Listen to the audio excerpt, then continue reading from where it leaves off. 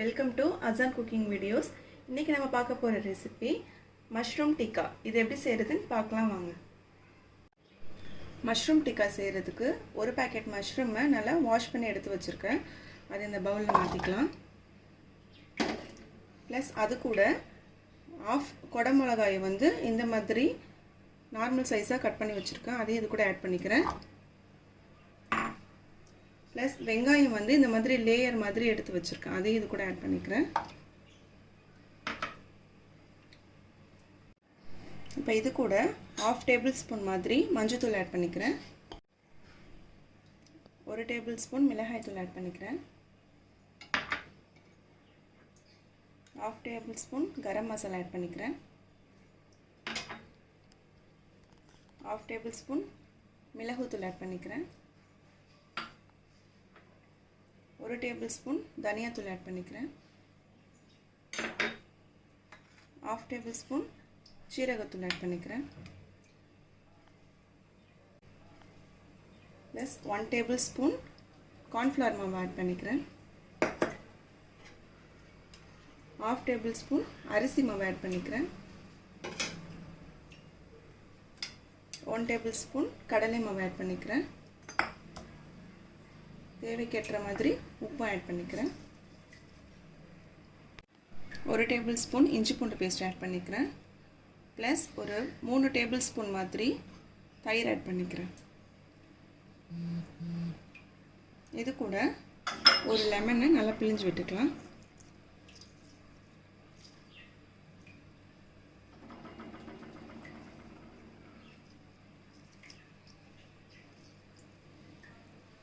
எல்லாத்தையும் பிழிஞ்சு விட்டுட்டு இப்போ எல்லாத்தையும் மிக்ஸ் பண்ணிக்கலாம்.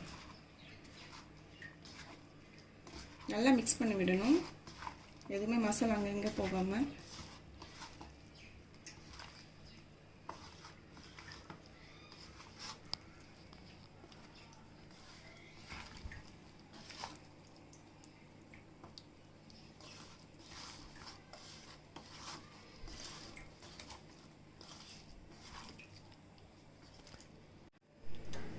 இது எல்லாத்தையும் நல்லா மிக்ஸ் பண்ணியாச்சு. இப்போ ஒரு 2 டேபிள் ஸ்பூன் மாதிரி இதில் எண்ணெய் ஊற்றிக்கிறேன். எண்ணெய் ஊற்றிட்டாச்சு.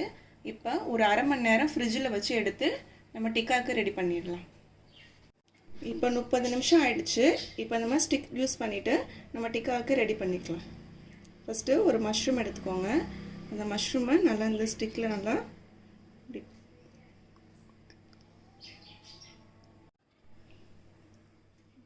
நெக்ஸ்ட்டு குடமிளகாயும் ஆட் பண்ணிக்கிறேன். அதில் பாருங்கள், செகண்ட் குடமிளகாய், தேர்ட் ஒன்று வெங்காயம்,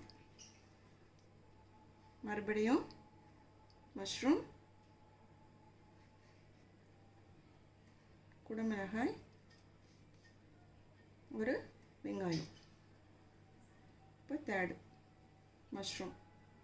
ஓகே, இதுவே போதும். இதோட ஸ்டாப் பண்ணிக்கலாம்.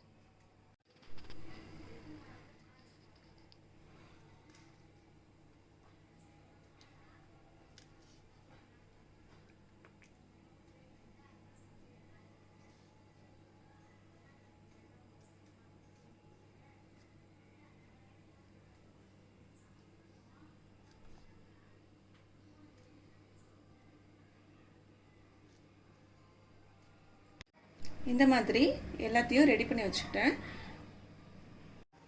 டிக்கா செய்கிறதுக்கு நான் ஒரு கிரில் பேன் வச்சுருக்கேன். உங்கள்கிட்ட கிரில் பேன் இல்லைன்னா நீங்கள் நார்மல் பேன் கூட யூஸ் பண்ணிக்கோங்க. அதில் எண்ணெய் வந்து நான் அப்ளை பண்ணிக்கிறேன்.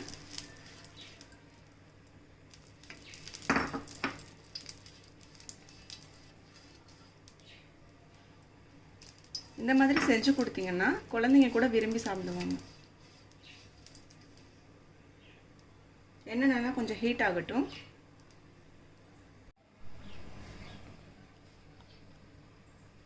எண்ணெய் நல்லா ஹீட் ஆகிடுச்சு. இப்போது நம்ம இதை ஒன்றொன்னா இங்கே வச்சிடலாம் பேனில். அடுப்பை சிம்மில் வச்சுக்கோங்க, ஹையில் வேண்டாம்.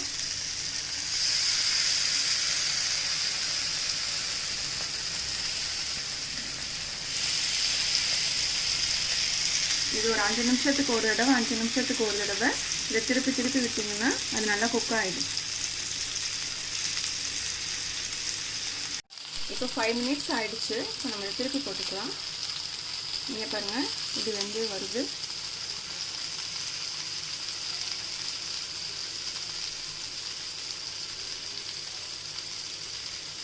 ஓகே,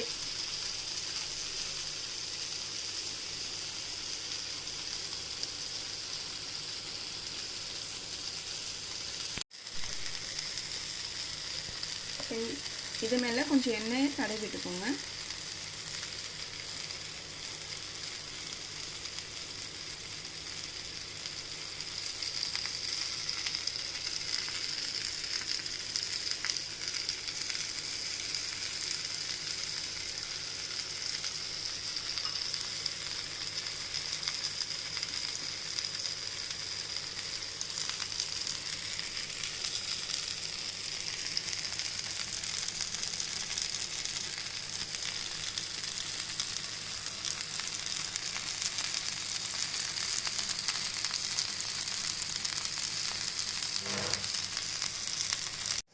இப்போ நல்லா குக் ஆகிடுச்சு. இதை வந்து ஒரு பிளேட்டில் மாற்றிக்கலாம்.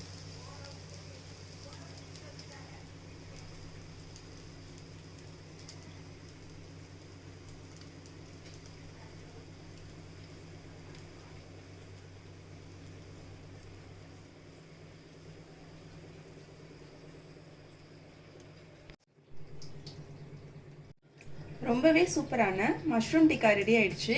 இந்த ரெசிபி உங்களுக்கு பிடிச்சிருந்துச்சுன்னா லைக் பண்ணுங்க, ஷேர் பண்ணுங்க, சப்ஸ்கிரைப் பண்ணுங்க, மறக்காம பெல் பட்டனை கிளிக் பண்ணுங்க. Thank you for watching.